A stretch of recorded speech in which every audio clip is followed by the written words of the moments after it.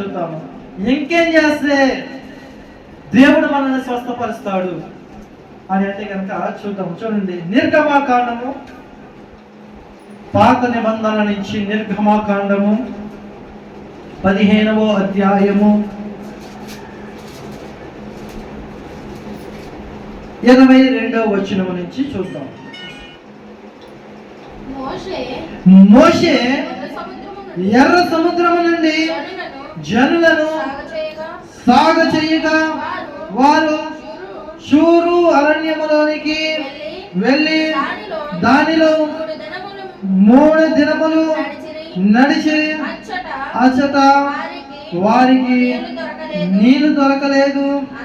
అంతలో వారు మారాకు చేరి మారా నీళ్లు చేదైనవి కనుక వారు ఆ నీళ్లు త్రాగలేకపోయి, అందువలన దానికి మారా అను పేరు కలిగను. తర్వాత చదువుతాం. ప్రజలు మేమేమి త్రాగుదామని మోషే మీద సరుకు కొనగా అతడు యెహోవాకు మొరపెట్టాను. అంతటా యెహోవా అతనికి ఒక చెట్టును చూపెను. అది ఆ నీళ్ళలో వేసిన తరువాత నీళ్లు మధురములాయెను. అక్కడ ఆయన వారికి కట్టడను విధిని నిర్ణయించి అక్కడ వారిని పరీక్షించి అంటున్నాడు. ఏమంటున్నాడంటే, మీ దేవుడైన యెహోవా వాక్కును శ్రద్ధగా విని, ఇది ప్రాముఖ్యమైనది, మీ దేవుడైన యెహోవా వాక్కును శ్రద్ధగా విని ఆయన దృష్టికి న్యాయమైనది చేసి ఆయన ఆజ్ఞలకు విధేయులై ఆయన కట్టడలన్నింటినీ అనుసరించి నడిచిన ఎడల నేను ఐగుప్తీయులకు కలగజేసిన రోగములలో ఏది మీకు రానియను, నేను స్వస్థపరచు యెహోవాను నేనే అనెను. హల్లెలూయా. ఇదంతా చదివించాల్సినటువంటి పని లేదు, కాకపోతే మీకు అర్థం అవ్వడం కోసం నేను చదివించాను. ఇందులో 2 వచనముల మటుకు చాలా ప్రాముఖ్యమైనవి. అవి ఏమిటి అంటే 26, 27 వచనం. 26వ వచనము చాలా ప్రాముఖ్యమైనది అనమాట. అయితే ఇదంతా నేను ఎందుకు చదివించాను అంటే కనుక, ఐగుప్తు దేశం నుంచి ఇశ్రాయేలు ప్రజల్ని దేవుడు నడిపించాడు. హల్లెలూయా. ఎక్కడి నుంచి నడిపించాడంట? ఐగుప్తు దేశం నుంచి, అంటే శ్రమలు కలిగినటువంటి దేశం నుంచి దేవుడు ఎవరిని నడిపించాడు అంటే తన ప్రజలను విడిపించి వేరే దేశములకు, పాలు తేనెలు ప్రవహించే దేశములకు నడిపించాడు. నడిపించినప్పుడు వీళ్ళు ఏం చేయాలి? అమ్మో, ఇంతవరకు నా రోగమున నేను బాధపడుతూ ఉన్నానే, ఇంతవరకు నాకు స్వస్థత లేకుండా పోయిందే, ఇంతవరకు నా బ్రతుకు దొంగతనములతోనూ వ్యభిచారములతోనూ లేకపోతే అబద్ధములతోనూ లేకపోతే అంటే అసూయలతోనూ కక్షలతో నేను బ్రతికానే, ఇంతవరకు నేను పాపముల బ్రతికానే. అలాంటి బ్రతుకు నుంచి దేవుడు నన్ను ఏం చేశాడు? ఇప్పుడు మంచిగా అందరూ గౌరవించేటువంటి బ్రతుకులోనికి నన్ను నడిపించాడే. ఇక నుంచి నేను ఎలా ఉండాలి అంటే కనుక ఆయనకి నమ్మకంగా ఉండాలి అని అనుకోవాలి కదా. వీళ్ళు అనుకోవాలి లేదా? వాళ్ళు ఇశ్రాయేలు ప్రజలు ఐగుప్తులో ఉన్నప్పుడు భయంకరమైనటువంటి శోధనలు, భయంకరమైనటువంటి శ్రమల్లో వాళ్ళు ఉన్నారు. భయంకరమైన శ్రమలలో ఉండి, భయంకరమైనటువంటి శోధనలో ఉండి, భయంకరమైనటువంటి హింసలలో ఉండి బాధపడుతున్న సందర్భంలో దేవుడు వారిని జ్ఞాపకం చేసుకొని వారి కొరకు మోషేని ఆ ఐగుప్తులకు పంపించి ఆ మోషే ద్వారా ఆ యొక్క ప్రజలను విడిపించి బయటికి తీసుకొని వచ్చాడు. మోషే ద్వారా మాట్లాడించి, ఇదిగో దేవుడు మీ అందరినీ నిత్య జీవములోనికి, అంటే పాలు తేనెలు ప్రవహించి దేశంలోనికి నడిపిద్దామనుకుంటున్నాడు, కాబట్టి మీరందరూ సిద్ధపడండి అని చెప్పేసి మోషే చెప్పినండి. వీరందరూ కూడా సిద్ధపడి త్వరపడి ఆ సంచులు, నోట్లు ఇవన్నీ వాళ్ళ లగేజ్ అంతా సర్దుకొని ఆ ఐగుప్తు దేశం నుంచి బయటకు వచ్చేది. ఇదంతా మీ అందరికి తెలిసిందే కదా. అయితే అక్కడి నుంచి వచ్చిన తర్వాత ఎర్ర సముద్రాన్ని సైతము దేవుడు దాటించాడు. ఇది తెలిసిందే కదా మీ అందరికీ. ఎర్ర సముద్రం సైతం దాటించిన తర్వాత ఇశ్రాయేలు ప్రజలు ఎక్కడికి వచ్చారంట అంటే కనుక చూడండి, ఎక్కడికి వచ్చారు? వారు షూరు అరణ్యంలోనికి వచ్చారు. షూరు అనే అరణ్యంలోనికి వచ్చారు. ఆ అరణ్యం ఎలా ఉంటుందంటే మనకలాగా చెట్లు పొదలతో నిండుకొని ఉండదు. అది ఒక భయంకరమైన ఎడారి. ఎంత ఎడారి అంటే కనుక అక్కడ నీళ్లు బావులు కూడా ఏమాత్రమును ఉండవు. భయంకరమైనటువంటి ఎడారి. మన సహారా ఎడారి తెలుసా మీకు ఎంత పెద్దదో? ఇంచుమించుగా 3000 విస్తారణం కలిగినటువంటి ఎడారి. అది 3000 కిలోమీటర్ల విస్తారణం కలిగినటువంటి ఎడారి. అంతకంటే పెద్దదైనటువంటి ఎడారులు అనమాట అవి. అయితే అటువంటి ఎడారిలోనికి వచ్చిన తర్వాత ఈసారి ఐగుప్తు నుంచి నడిపించబడినటువంటి ఇజ్రాయేల్ ప్రజలు ఎవరైతే ఉన్నారో ఇంచుమించుగా 6 లక్షల కాలుబలకం కలిగినటువంటి జనాంగము. 6 లక్షల కాలుబలకం కలిగినటువంటి జనాంగం అంటే ఇంకా వారి భార్యలు వారి పిల్లలు ఇంకెంతమంది ఎన్ని లక్షల మంది ఉంటారో. ఇప్పుడు వీరందరికీ నీళ్ళు ఇవ్వాలి. ఎలా ఇస్తారంటారు నీళ్లు? మన ఊళ్ళో మనకి రోడ్లు వేసే వారికి ఆ పని చేసే వారికి నీళ్ళు ఇవ్వమంటేనే మా ఇంట్లో నీళ్ళు ఇవ్వమని చెప్పేసి చాలా మంది చెప్తున్నారు. మరి అన్ని లక్షల మందికి నీళ్ళు ఎలా ఇస్తారంటారు ఆయన? అనంటారు కదా. అటువంటి సందర్భంలో అక్కడ కొన్ని నీటి బుగ్గలు ఉన్నాయంట. ఆ బుగ్గలు ఎలా ఉన్నాయంటే తాగడానికి చాలా చేదుగా ఉన్నాయి. అయితే నీళ్లు కనిపించినాయి కదా అని పరిగెట్టుకుంటూ వెళ్ళి ఇజ్రాయేల్ ప్రజలు నీళ్ళు తాగుదామని ఎలా గుర్తు తీసుకొని ఓట్లు వేసుకునేటప్పటికి అది ఎలా ఉంది? చేదుగా ఉంది. అక్కడ మారా అనే మాట ఉంది చూడండి. ఆ మారా అనే మాటకి అర్థం ఏమిటి అంటే చేదు అని అర్థం. ఈ మారా అనే మాట ఇంకెక్కడ వింటారు మీరు? బైబిల్ గ్రంథంలో చెప్పగలరా? బైబిల్ గ్రంథంలో మారా అనే మాట ఇంకెక్కడ వింటారు? పిల్లలు మీరు చెప్పగలరా? ఎక్కడంటే రూతు గ్రంథంలో వింటారు. రూతు అత్తగారిని అంటాది, నన్ను నయోమి అని పిలవద్దు, నన్ను మారా అని పిలండి, నేను చేదుగా ఉన్నాను అని చెప్పేసి. తన భర్తను కోల్పోయి తన పిల్లలను కోల్పోయి తన బ్రతుకునే కోల్పోద్ది. ఎందుకని? దేవుని మాట వెనక అక్కడ వింటారు. అయితే ఇక్కడ ఈ నీళ్ళన్నీ చేదుగా ఉన్నప్పుడు దేవుడు ఏమంటాడు? మోషే ప్రార్థన చేస్తాడు, అయ్యా ఇంతమంది ప్రజలను తీసుకొని వచ్చావు కదా, వీరందరూ సనుక్కుంటున్నారు నాయన, నేనేం చేసి వారికి నీళ్ళు అని చెప్పేసి అన్నప్పుడు ఏం చేస్తున్నాడంట? వెంటనే దేవుడు అన్నాడంట, అదిగో నీకు ఒక చెట్టు కొమ్మను చూపిస్తున్నాను, ఆ కొమ్మను నరికి ఆ నీటిలో పోయి అవి వెంటనే మధురముగా మారుతాయి అని చెప్పేసి దేవుడు అంటున్నాడు. హల్లెలూయా. వెంటనే మరుక్షణమే మోషే ఏం చేశాడంట, ఇదిగో ప్రజలారా ఆ చెట్టును నరికి ఆ నీటిలో వేయండి, వెంటనే ఆ నీళ్లు మంచిగా మారుతాయి అంటున్నాడు. హల్లెలూయా. బ్రతుకులను మార్చగలిగిన దేవుడు ఎవరైనా ఉన్నారంటే, చేదు బ్రతుకులను మధురముగా మార్చగలిగిన దేవుడు ఎవరైనా ఉన్నారు అంటే ఆయన నజరేయుడైన యేసు ఒక్కడు మాత్రమే. అంటే ఆ చేదైన బాధలు ఏమైనాయి అంటే మధురముగా మార్చబడ్డాయి. హల్లెలూయా. అయితే ఇక ఆ తర్వాత ఏమైందంటే అందరూ సంతృప్తిగా నీళ్ళు తాగారు. నీళ్లు తాగారు. తాగిన తర్వాత దేవుడు అంటున్నాడు, చూద్దాం చూడండి 26వ వచనం. 26వ వచనం చదువుకుందాం. 15వ అధ్యాయము నిర్గమకాండం 15వ అధ్యాయము 26వ వచనం. మీ దేవుడైన యెహోవా వాక్కును శ్రద్ధగా విని ఆయన దృష్టికి న్యాయమైనది చేసి ఆయన ఆజ్ఞకు విధేయులై ఉండండి. చాలండి. ఏమంటున్నాడంట? ఆయన చెప్పిన మాటలు ఏవైతే ఉన్నాయో వాటిని మీరు శ్రద్ధగా వినాలి. మొట్టమొదటిగా ఏం చేయాలంట? శ్రద్ధగా వినాలి. ఇదిగో శ్రద్ధగా వినాలంటే ఏం చేస్తారో పిల్లలతో అంటున్నారు, శ్రద్ధగా వినడం అనేసి. దేవునికి మహిమ కలుగును గాక. మొట్టమొదటిగా దేవుడు ఏమంటున్నాడు? శ్రద్ధగా వినాలి. వాడే వింటున్నాడు. ఇంకా అదిగో శ్రద్ధగా వినేవాడికి చేతులు అంటే మరి ఆపేస్తున్నారు. దేవునికి స్తోత్రం. మొట్టమొదటిగా శ్రద్ధగా వినాలి. ఇక రెండవది ఆయన దృష్టికి న్యాయమైనది చేయాలి. అంటే దేవుని దృష్టికి ఏది న్యాయమైనదో అది మాత్రమే మనం చెయ్యాలి. ఇక మూడవదిగా ఏమిటి అంటే కనుక ఆయన ఆజ్ఞలకు విధేయులై ఉండాలి. హల్లెలూయా. అప్పుడు ఆయన ఏం చేస్తాడంట? నీవు ఆయన మాటను శ్రద్ధగా విని ఆయన మాటలను ఆయన చెప్పిన న్యాయ విధులను గైకొని ఆయన ఆజ్ఞల ప్రకారము ఆయన ఆజ్ఞలకు విధేయుడై ఉంటే కనుక ఆయన ఏం చేస్తారంటున్నాడంట? ఏమంటున్నాడు చూద్దాం. చూడండి. ఆయన కట్టడాలన్నింటినీ అనుసరించి నడిచిన ఎడల కింద లైన్ లో చదువుదామండి. డాట్స్ తర్వాత నిన్ను స్వస్థపరచు యెహోవాను నేనే. ఎప్పుడైతే నువ్వు ఎలా చేస్తావో అంటే నువ్వు ఆయన మాటలు విని ఆయన వాక్కును శ్రద్ధగా గైకొని, అంతేకాకుండా ఆయన మాటకు విధేయుడివై ఎప్పుడైతే ఉంటావో ఆయన నిన్ను స్వస్థపరుస్తానంటున్నాడు. హల్లెలూయా. ఇది రెండవది. మొట్టమొదటిది ఏది? ఏం చెప్పారు? మొట్టమొదటిది అంటే కనుక నీవు ఎప్పుడైతే మొట్టమొదటిగా ఆయన పూర్తిగా నమ్ముతావో అప్పుడు ఆయన స్వస్థపరుస్తానంటున్నాడు.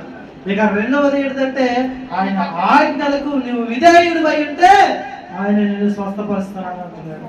ఇదేంటండి అప్పటి నుంచో ప్రార్థన చేస్తున్నారు కానీ నాకు ఇంకా స్వస్థత జరగలేదండి, ఇంకా కాళ్ళు నొప్పులు వస్తున్నాయి, ఇంకా ఒళ్ళు నొప్పులు వస్తున్నాయి, ఇంకా జ్వరం వస్తుందని చెప్పేసి అంటే కనుక నువ్వేం చేస్తలేదు అంటే నమ్మిక ఎంచుతలేదు ఆయన మీద, ఇంకేం చేస్తలేదు. ఆయన ఏదైతే ఆజ్ఞ చెప్పి ఉన్నాడో ఆ ఆజ్ఞను నువ్వు కరెక్ట్ గా నడుస్తలేదు, అందుకే నీకు స్వస్థత జరుగుతలేదు. నీకు స్వస్థత జరగాలంటే ఏం చెయ్యాలా అని అంటే కనుక ఆయన పూర్తిగా నీవు నమ్మాలి.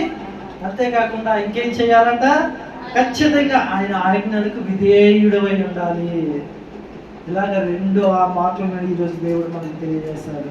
ఇక మూడవ మాటగా ఆయన మనల్ని స్వస్థపరచాలి అంటే మనం ఏం చెయ్యాలి అని అంటే కనుక చూద్దాం. చూడండి, దినవృత్తాంతముల గ్రంథము, దినవృత్తాంతముల 2వ గ్రంథము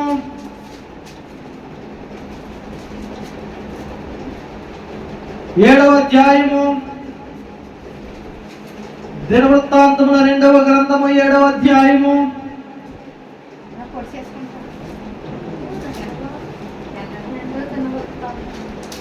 దినవృత్తాంతముల 2వ గ్రంథము 7వ అధ్యాయము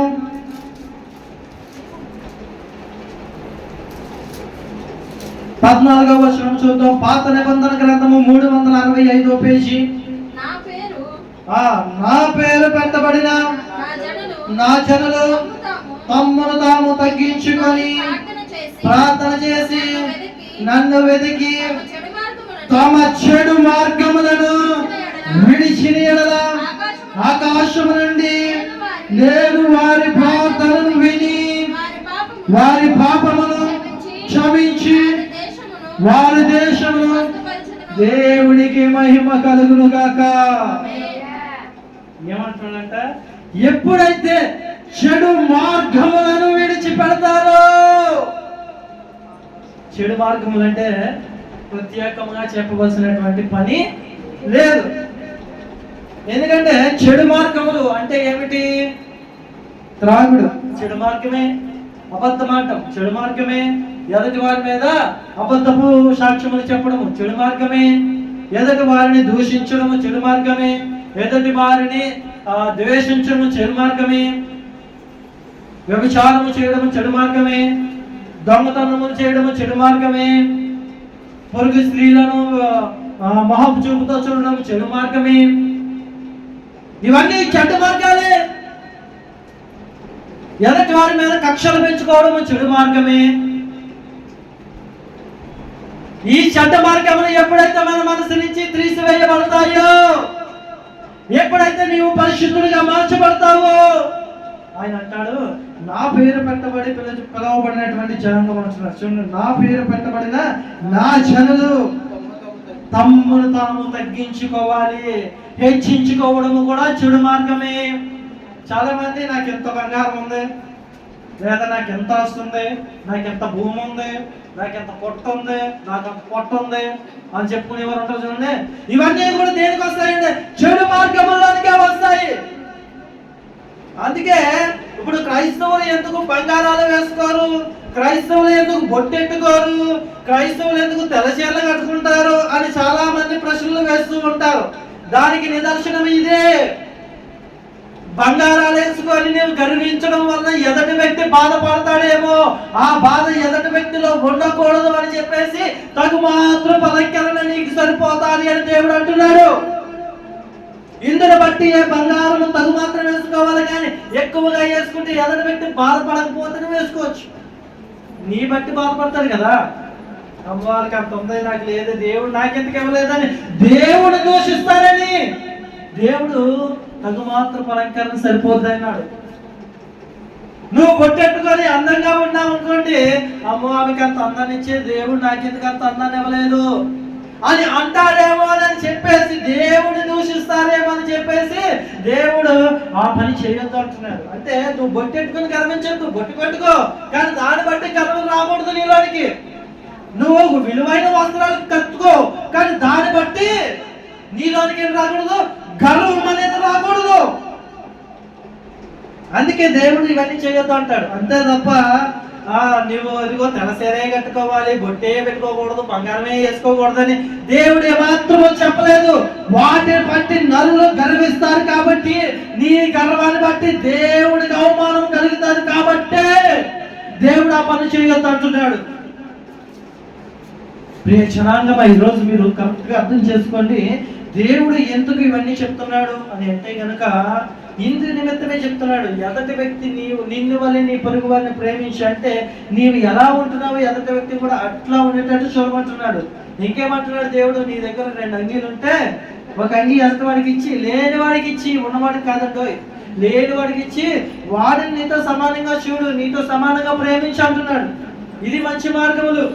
ఆయన ఆజ్ఞలు ఏమైనా ఆయన ఆజ్ఞకు విధేయ ఉండడం అంటే ఏమిటి? నిన్ను వలె నీ పొరుగు వారిని ప్రేమించడమే కదా ఆయన ఆజ్ఞ.